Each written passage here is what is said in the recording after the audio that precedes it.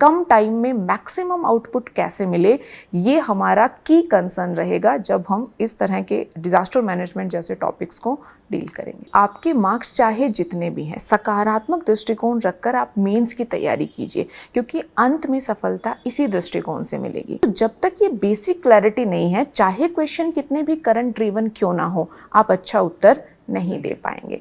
तो स्टैटिक की भी आप पर जो है आपकी अच्छी कमांड होनी चाहिए और प्लस करंट अफेयर को आप लिंक कर पाएं। बहुत सारे क्वेश्चन डिजास्टर मैनेजमेंट में ऐसे पूछे जा रहे हैं जो करंट अफेयर के चलते चर्चा में रहे हैं।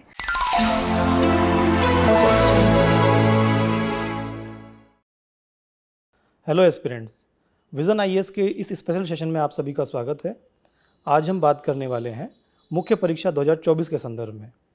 इस वीडियो में हम बात करेंगे कि अभी आने वाले जो 3 माह का समय है, इसका कैसे सदुपयोग करते हुए मुख्य परीक्षा में अपनी सफलता को सुनिश्चित किया जा सकता है।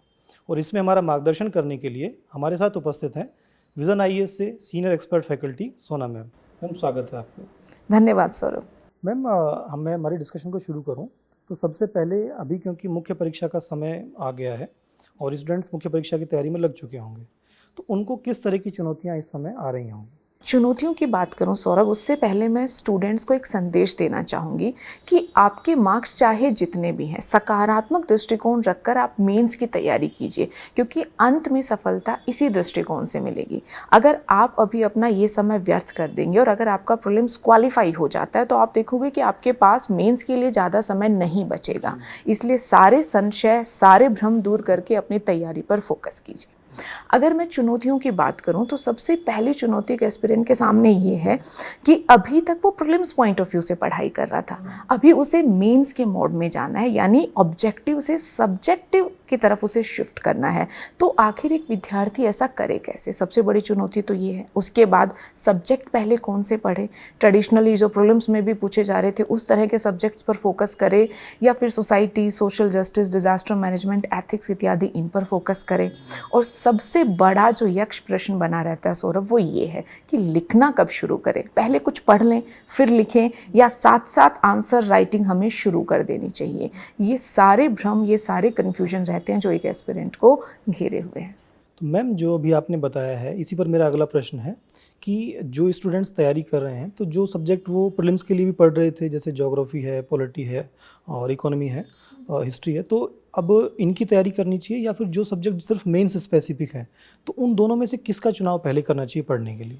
देखिए सौरभ, हर विद्यार्थी की अपनी अपनी अलग अलग रणनीति हो सकती है, बट यहाँ पर मेरा एक बहुत ही बेसिक सा सुझाव है कि जो सब्जेक्ट हम काफ़ी दिनों से पढ़ रहे हैं, जब हम एक चीज़ को बार बार पढ़ते रहते हैं तो कहीं ना कहीं पढ़ने में उतना इंटरेस्ट, उतनी रुचि नहीं बन पाती है।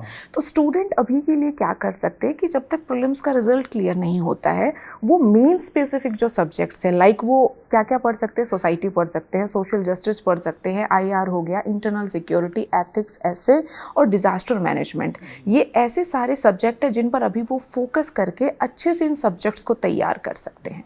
तो ये बेसिकली हो सकता है अभी के लिए। जी मैम, और जो बाकी के सब्जेक्ट उनकी आंसर राइटिंग शुरू कर सकते हैं? बिल्कुल, आंसर राइटिंग शुरू कर दो, क्योंकि वो आपने पढ़े हुए हैं। और कहीं ना कहीं सौरभ, एक जो है सीन पूरा बनता है वो ये है कि बच्चे जब से तैयारी शुरू करते हैं, मोटा मोटा modern Indian history, geography, economy, polity यही पढ़ते रहते हैं। तो इनके लिए उनको स्पेशल कोई तैयारी की जरूरत नहीं है। थोड़ा सा अपने आप को मानसिक तौर पर तैयार करें, आंसर राइटिंग शुरू कर दे, और बाकी जो अभी मैंने और सब्जेक्ट्स बताए जो मेन स्पेसिफिक हैं, उनको वो अच्छे से तैयार करना शुरू कर सकते हैं। जी मैम, अभी हम बात करेंगे डिजास्टर मैनेजमेंट के बारे में। तो जो डिजास्टर मैनेजमेंट है, इसका एग्जाम में क्या ट्रेंड रहा है उसके बारे में बताइए। देखिए सौरभ, सबसे पहले मैं शुरुआत करना चाहूँगी कि ये कहाँ पूछा जा रहा है। तो जो डिजास्टर मैनेजमेंट है, GS पेपर 3 में पूछा जा रहा है। सिलेबस बहुत ही कॉम्प्लेक्स है, एक लाइन में पूरा डिजास्टर मैनेजमेंट का सिलेबस दिया हुआ है। हाँ, लेकिन सिलेबस चूँकि सिंपल है, मोस्ट इम्पॉर्टेंट चीज़ हमारे लिए हो जाती है कि हमारे पास डिजास्टर मैनेजमेंट के प्रीवियस ईयर क्वेश्चंस का ट्रेंड क्लियरली सामने होना चाहिए।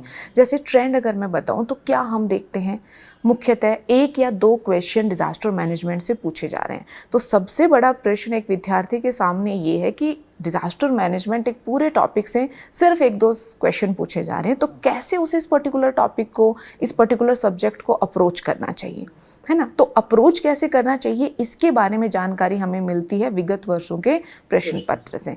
जैसे आप देखोगे पिछले 6-7 साल के क्वेश्चंस का अगर मैं अपना ऑब्जर्वेशन यहाँ पर शेयर करना चाहूँ सौरभ, तो सिंपल, सबसे जो मुख्य डोमेन रहा है क्वेश्चंस का वो है खुद डिजास्टर्स। कभी सूखे पर प्रश्न पूछ दिया गया है, कभी बादल फटने के घटनाक्रम पर, कभी लैंडस्लाइड पर, अभी हाल फिलहाल में आप देखोगे डैम फेलियर पर पूछा गया, कभी पहले यूपीएससी ने अर्बन फ्लडिंग पर क्वेश्चन पूछा है। तो सबसे इंपॉर्टेंट एरिया है डिफरेंट टाइप ऑफ डिजास्टर्स, है ना। एक तो ये है। दूसरा, जब हम डिजास्टर मैनेजमेंट की बात करते हैं, जब हम इस पूरे सब्जेक्ट को अप्रोच करते हैं, तो डिजास्टर्स की मूलभूत समझ तो बच्चे में होनी ही चाहिए कि डिजास्टर क्या है, कम्युनिटी पार्टिसिपेशन क्या होता है, ये सारे पहलू। और थर्ड और एक इंपॉर्टेंट डायमेंशन आ जाता है लीगल फ्रेमवर्क्स क्या हैं, विद इन इंडिया किस तरह के लीगल फ्रेमवर्क हैं, और ग्लोबल लेवल पर, वैश्विक स्तर पर अगर कुछ संधियां हैं, कुछ फ्रेमवर्क हैं, तो वो क्या हैं। ये तीनों ऐसे इंपॉर्टेंट एरियाज रहे हैं जहां से यूपीएससी ने बार बार क्वेश्चन डिजास्टर मैनेजमेंट में पूछे हैं, तो उनको लेकर स्टूडेंट्स को क्लैरिटी होनी चाहिए। निश्चित ही, जैसे ह्यूगो फ्रेमवर्क पे भी क्वेश्चन आ चुका है, बिल्कुल, ह्यूगो सेंटाई फ्रेमवर्क, बिल्कुल बिल्कुल एनडीए में पे आता ही रहता है प्रश्न। बिल्कुल आता है, बिल्कुल सौरभ। लेकिन मैम जब डिजास्टर मैनेजमेंट का क्वेश्चन देखते हैं, तो जैसे भूकंप एक डिजास्टर है, तो ये प्रश्न डिजास्टर मैनेजमेंट पेपर 3 में भी आता है, और ऐसा ही क्वेश्चन जो है पेपर 1 में ज्योग्राफी में भी आता है। तो इसमें क्या मिसमैच या इसमें क्या दृष्टिकोण स्टूडेंट्स को रखना चाहिए आंसर लिखते समय? इसमें जो आई थिंक दृष्टिकोण है वो काफ़ी सिंपल होना चाहिए, किसी तरह का कन्फ्यूजन क्रिएट करने की आवश्यकता स्टूडेंट्स को नहीं है। आप देखोगे क्यों डिज़ास्टर रिलेटेड कुछ एस्पेक्ट, जैसे कि लैंडस्लाइड हो गया, जैसे कि अर्थक्वेक हो गया, हम जीएस पेपर 1 में भी देखते हैं। क्यों? क्योंकि वहाँ ज्योग्राफी है ना, और जो नेचुरल अकरेंस हैं उनको हम ज्योग्राफी में पढ़ते हैं। जब उन प्राकृतिक घटनाओं के साथ वनरेबिलिटी ऐड हो जाती है, सुभेद्यता ऐड हो जाती है, तभी वो डिज़ास्टर बनते हैं। जैसे अगर एक ऐसा स्थान है जहाँ कोई निवास नहीं कर रहा, वहाँ पर भूकंप आया तो वो एक आपदा नहीं है, वो सिर्फ एक प्राकृतिक परिघटना है। लेकिन अगर वहाँ पर असंख्य लोग निवास करते हैं, लोगों के जीवन को, संपत्ति को क्षति पहुँचती है, तब हम कहेंगे कि वो एक नेचुरल अकरेंस डिज़ास्टर में कन्वर्ट हो चुका है। तो पेपर 1 है, वहाँ पर नेचुरल फिनोमिनास पर कंपैरेटिवली ज़्यादा फोकस किया जाता है, और पेपर 3 में जब वो डिज़ास्टर बन जाते हैं ना, जब वो जनजीवन को प्रभावित करने की क्षमता रखते हैं, तब हम उन्हें ऐड करते हैं पेपर 3 में। तो ये क्लियर सा अंतर है। हाँ, कुछ हद तक कई बार थोड़ी बहुत ओवरलैपिंग देखने को मिल सकती है, उससे स्टूडेंट को कंफ्यूज नहीं होना है। मेरा बहुत ही क्लियर सा सुझाव है यहाँ पर कि जब पेपर 1 में पूछा जा रहा है तो आपको ज्योग्राफी के पॉइंट ऑफ व्यू से आंसर देना है, और जब पेपर 3 में पूछा जा रहा है तो आपको डिजास्टर के पॉइंट ऑफ व्यू से आंसर देना है। ये क्लैरिटी आपको होनी चाहिए। जी मैम, निश्चित ही। और इसमें मैम जो डिजास्टर मैनेजमेंट है, इस पर अगर हम बात करें तो इसके रिसोर्सेज में जो स्टैटिक पार्ट है और करंट अफेयर्स है, इन दोनों को साथ में जोड़ करके कैसे तैयार करना चाहिए? देखिए, सबसे पहले तो मैं लिंक बताना चाहूँगी कि डिजास्टर मैनेजमेंट के जो प्रीवियस ईयर में क्वेश्चंस आए हैं, वो क्वेश्चन स्टैटिक से और करंट से कहाँ जुड़ते हैं। देखिए, सबसे पहले अगर मैं पिछले ही साल के क्वेश्चन की बात करूं तो डैम फेलियर पर क्वेश्चन पूछा गया है सौरभ। अब डैम फेलियर पूरा चर्चा में रहा करंट अफेयर में। क्यों चर्चा में रहा, आपको देखेंगे कि जो है लीबिया में डैरना डैम फेलियर होती है, भारत में भी नॉर्थ ईस्ट रीजन में बहुत सारे डैम फेलियर के इंसिडेंट सामने आते हैं। अब ये टॉपिक करंट अफेयर में चर्चा में रहा, यहाँ से यूपीएससी ने डिजास्टर मैनेजमेंट में क्वेश्चन बनाकर पूछ दिया। इसी तरह से आप देखोगे बादल फटने के घटनाक्रम हो, चाहे भूकंप के घटनाक्रम हो, या फिर अगर मैं और एक स्पेसिफिक एग्जांपल देना चाहूँ तो यूपीएससी ने लगभग 2016 के आसपास शहरी बाढ़ पर, अर्बन फ्लडिंग पर क्वेश्चन पूछा है। क्यों पूछा? क्योंकि 2015-16 में चेन्नई की बाढ़ अत्यधिक चर्चा में रही थी। तो सबसे पहले तो जो लिंकेज पता चलता है वो ये है कि बहुत सारे क्वेश्चन डिजास्टर मैनेजमेंट में ऐसे पूछे जा रहे हैं जो करंट अफेयर के चलते चर्चा में रहे हैं, वही डिजास्टर हमारे लिए इंपॉर्टेंट हो जाते हैं। एक तो ये सिंपल लिंकेज है ना।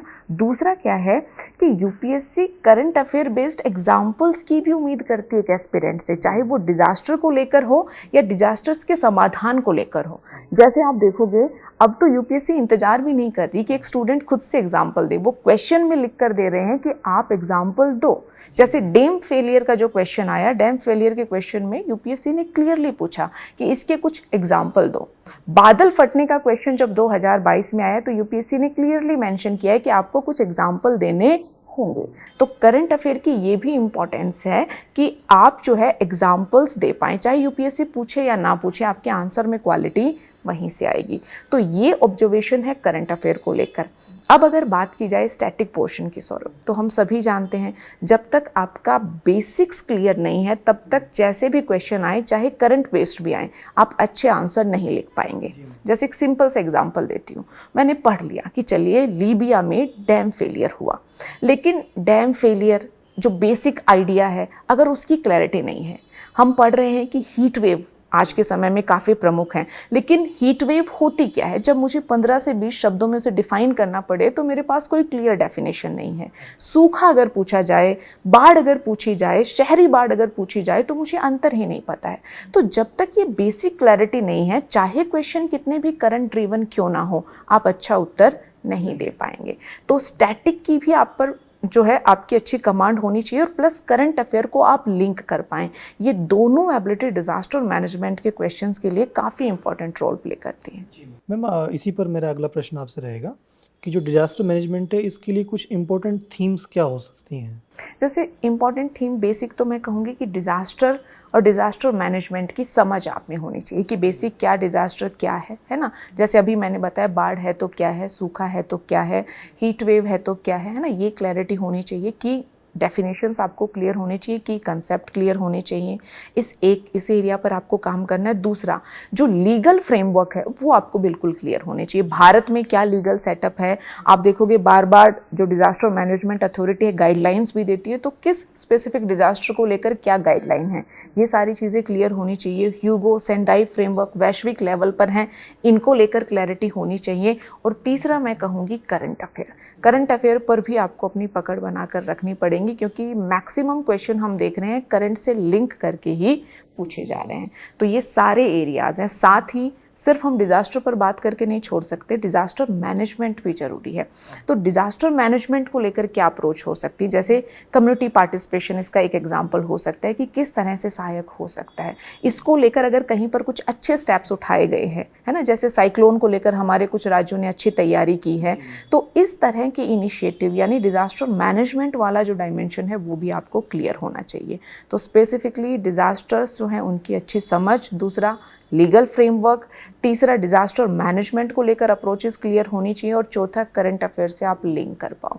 आई थिंक ये 4 काम आप कर लेंगे तो डिजास्टर मैनेजमेंट को लेकर जो बच्चे आंसर तो लिखते हैं, क्योंकि डिजास्टर हर कहीं हम अपने आसपास देख पा रहे हैं, न्यूज़ वगैरह में पढ़ पा रहे हैं, बट क्वालिटी आंसर्स नहीं हो पाते। तो अगर एवरेज से अबाव एवरेज आंसर्स तक का सफ़र आपको तय करना है तो ये चारों डायमेंशन है जिन पर काम करना पड़ेगा। अभी जो आपने कहा कि आंसर्स का जो एवरेज से लेकर के और अबव एवरेज और एक स्पेसिफिक आंसर लिखने के लिए, तो इसी को लेकर के विज़न आईएएस एक जीएस मेंस एडवांस कोर्स लेके आया है।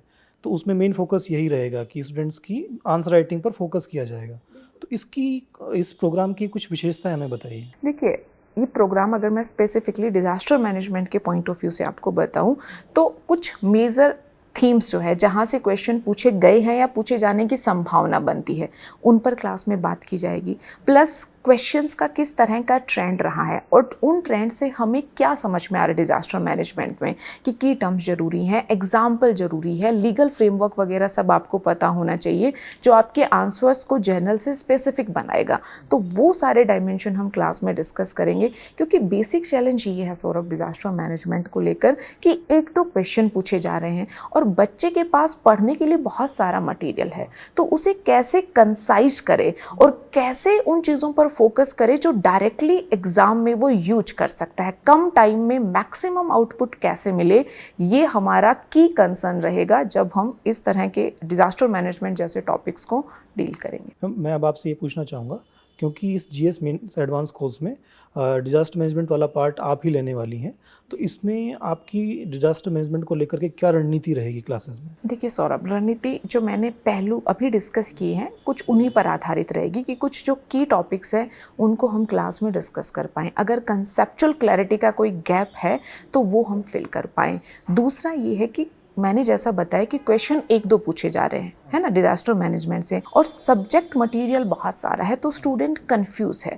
तो उसे बताया जाए कि क्या पढ़ना है क्या नहीं पढ़ना है, कुछ हैंडआउट्स, कुछ नोट्स उसके साथ शेयर किए जा सके कि बेसिक लीगल फ्रेमवर्क क्या है, कौन सी 4-5 चीज़ें हैं जो उसे याद रखनी है, क्या बेसिक एग्जाम्पल्स हैं डिजास्टर्स के, डिजास्टर मैनेजमेंट को लेकर अगर कुछ ऐसे एग्जाम्पल हैं तो इस तरह के कुछ नोट्स स्टूडेंट्स के साथ शेयर किए जाएंगे। और बाकी डिजास्टर मैनेजमेंट को हम 3 से 4 घंटे के सेशन में कंक्लूड करने की कोशिश करेंगे कि एग्जाम पॉइंट ऑफ व्यू से, मेंस पॉइंट ऑफ व्यू से जो अप्रोच चाहिए वो अप्रोच एक स्टूडेंट में डेवलप हो पाए। जी मैम, निश्चित ही स्टूडेंट्स को कुछ ऐसी जानकारी या ऐसे इंपॉर्टेंट फैक्ट्स, विश्लेषण उसको मिल जाएगा जी। कि उसको सीधा एग्जाम में वो यूज़ कर पाए। बिल्कुल सौरभ। जी मैम, अब अंत में हम अपने डिस्कशन की ओर बढ़ रहे हैं, तो आप स्टूडेंट्स को कुछ संदेश या उन्हें कुछ सुझाव देना चाहेंगे जिससे कि वो अपने आने वाले लगभग 3 महीने की तैयारी को और बेहतर कर पाएँ। स्टूडेंट्स को मेरा बेसिक सुझाव यही है कि आपको अपने समय का दुरुपयोग नहीं करना है।